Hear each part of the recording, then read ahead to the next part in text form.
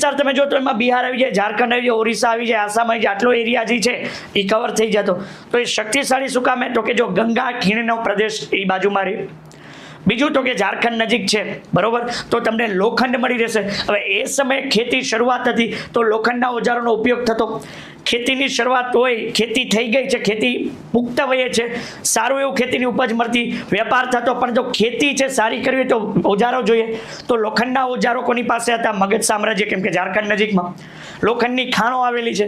તો એ ઓજારો પણ બનાવતા અને શસ્ત્રો પણ બનાવતા. તો આ જે વસ્તુ આખા વિશ્વમાં એની ડિમાન્ડ હોય તો જ્યાં વેપાર થતો ઓજારોનો, એટલે પૈસા અને જેની પાસે પૈસા હોય તો સત્તા પાવરફુલ રહેવાની છે. પ્લસ એની પાસે હાથીનું દળ છે. હાથી દળ શું કામ? તો કે આસામ જો નજીક છે, બાજુમાં ઓરિસ્સા, આસામ નજીક છે.